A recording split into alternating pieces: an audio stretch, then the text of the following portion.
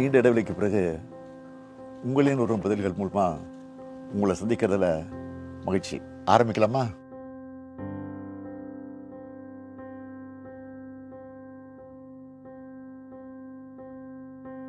தலைவர், முதல்வர், இப்போ அப்பான்னு சொல்றாங்களே. கட்சிக்காரங்க இயக்கத்துக்கு தலைவரானதுனால தலைவர்னு கூப்பிடுறாங்க. முதலமைச்சர் பொறுப்பில் இருக்கிறதுனால முதல்வர்னு அழைக்கிறாங்க. இப்போ இருக்கிற இளைய தலைமுறை என்ன அப்பான்னு அழைக்கிறத கேட்குறப்பவே ரொம்ப ஆனந்தமா இருக்கு. காலப்போக்கில் மற்ற பொறுப்புல எல்லாம் வேற யாராவது வருவாங்க. ஆனா இந்த அப்பா என்ற உறவு மாறாது. அந்த சொல் என்னுடைய பொறுப்புகளை இன்னும் கூட்டியிருக்குன்னு சொல்லுவேன். நான் இன்னும் தமிழ்நாட்டுக்கு செய்ய வேண்டிய கடமைகள் நிறைய இருக்குன்னு எனக்கு உணர்த்துது. பட்ஜெட் கூட்டத்தொடர் முடிஞ்சிருக்கு. தமிழ்நாட்டுக்கு இந்த பட்ஜெட்டால என்ன நன்மை கிடைச்சிருக்கு? தமிழ்நாட்டுக்கு இந்த பட்ஜெட்டால என்ன நன்மை கிடைச்சிருக்கு? தமிழ்நாட்டை முழுசா புறக்கணிக்கிறாங்க. கடந்த சில ஆண்டுகளாகவே தமிழ்நாட்டுக்கு எந்த நிதியும் இல்லை, பெயர் கூட சொல்றது இல்லை. மாநிலங்களை கம்பேர் பண்ணி ஒன்றிய அரசு வெளியிடுகிற எல்லா புள்ளி விவரங்களையும் தமிழ்நாடு சிறப்பாக செயல்படுறதா ரிப்போர்ட் கொடுக்குறாங்க. ஆனால் பணம் மட்டும் தரமாட்டேன்னு முரண்டு பிடிக்கிறாங்க. மாநில அரசோட நிதியை வச்ச திட்டங்களை பண்ணுன்னு சொல்கிறாங்க. மாநில அரசோட நிதியை வச்சு நாம் பல திட்டங்களை செஞ்சுட்டு இருந்தாலும் ஒன்றிய அரசோட நிதி பங்களிப்பு கிடைச்சாதானே இன்னும் சிறப்பாக செயல்பட முடியும். நம்ம பசங்க படிக்கிறதுக்கான நிதியை கூட கொடுக்க மாட்டாங்கன்னா என்ன அர்த்தம்? ஏற்கனவே கொடுத்துட்டு இருந்த நிதியையும் கொடுக்காம நிறுத்தினா என்ன பண்ணுறது? இப்படி ஒன்றிய அரசு தொடர்ந்து நம்மளை வஞ்சித்து கொண்டே இருக்கு. நாமும் தொடர்ந்து போராடிக்கிட்டே இருக்கிறோம். இதில் நம்மளோட உரிமையை கேட்கிறதையே அற்ப சிந்தனைன்னு ஒன்றிய அமைச்சர் சொல்றாரு. ஒன்றிய அரசில் இருக்கிறவங்களுக்கு மனசாட்சின்னு ஒன்று இருக்கான்னு கேட்க தோணுது. கல்வி, குறிப்பா பெண்களுக்கான கல்வி குறித்து தொடர்ச்சியா பேசுறீங்க, நிறைய திட்டங்களையும் அறிவிக்கிறீங்க. இந்த 4 வருஷத்துல என்ன மாற்றத்தை உணர்ந்திருக்கிறீங்க? நாம ஆட்சி பொறுப்புக்கு வந்ததிலிருந்து கல்விக்காக நிறைய பண்ணிக்கிட்டு இருக்கிறோம். கல்விதான் யாராலும் திருட முடியாத சொத்து. ஒருத்தரோட கல்வி அவருடைய தலைமுறையை முன்னேற்றம்னு தொடர்ந்து மாணவர்கிட்ட நான் சொல்லிக்கிட்டே இருக்கிறேன். அதனால தான் காலை உணவு திட்டம், இல்லம் தேடி கல்வி, எண்ணும் எழுத்தும், நான் முதல்வன், புதுமை பெண், தமிழ் புதல்வன்னு நிறைய திட்டங்களை செய்கிறோம். குறிப்பாக பெண்களுக்கு கல்வி அறிவு கிடைக்கணும்னு ஏராளமான திட்டங்களை செஞ்சுக்கிட்டு இருக்கிறோம். இதனால் ஏராளமானவங்க பயனடைஞ்சிக்கிட்டு இருக்காங்க. பயனடைஞ்ச பல பேர் பேசுகிற வீடியோக்களை நீங்களே கூட பார்த்துருப்பீங்க. இந்த திட்டங்களால் முன்னேறினவங்க எனக்கு கடிதம் எழுதுகிறாங்க. அதே போல் நான் கொடுக்குற அப்பாயின்மெண்ட் ஆர்டர் பெரும்பாலும் பெண்களுக்கானதாக இருக்கிறத பார்த்து நான் பெருமை அடைகிறேன். கல்விக்காக இன்னும் நிறைய செய்யணும்னு நினைக்கிறேன். கூட்டணி கட்சிகளின் கருத்துக்களை எப்படி பார்க்கறீங்க? முரண்கள் இருக்கா? கூட்டணி கட்சிகளின் கருத்துக்களை நான் ஆலோசனையாக தான் பார்க்குறேன், முரண்பாடாக நினைக்கிறது இல்லை.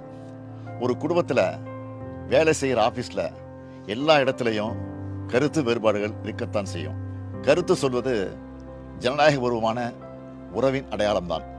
2019 ஒன்றா சேர்ந்து தேர்தல் களத்தை சந்திச்சுட்டு வரோம். பாஜக எதிர்த்து வெற்றி பெறுவதில் இந்தியாவுக்கே எடுத்துக்காட்டா இருக்கிறது திமுக தலைமையிலான கூட்டணி தான். கருத்து முரண்பாடுகளால் எங்கள் நட்புறவில் எந்த பாதிப்பும் இல்லை. டெல்லி முடிவுகள் இந்தியா கூட்டணிக்கு சம்மட்டி அடின்னு எதிர்க்கட்சி தலைவர் பழனிசாமி சொல்லியிருக்காரு. நான் ஏற்கனவே சொன்னதுதான். பழனிசாமியோட அறிக்கை பார்த்தா பாஜகவோட அறிக்கை மாதிரி தான் இருக்கும். அவருடைய வாய்ஸே பாஜகவின் டப்பிங் வாய்ஸ் தான். நாம் கள்ளக்கூட்டணி சொல்கிறத நிரூபிக்கிறார் பழனிசாமி, அவ்வளவுதான்.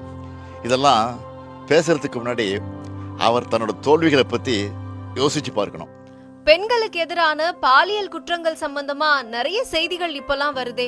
பெண்களுக்கு எதிரான குற்றங்கள்ல நம்ம உடனடியாக ஆக்ஷன் எடுக்கிறோம். தவறு செய்கிறவங்க யாராக இருந்தாலும் கைது செய்கிறோம்.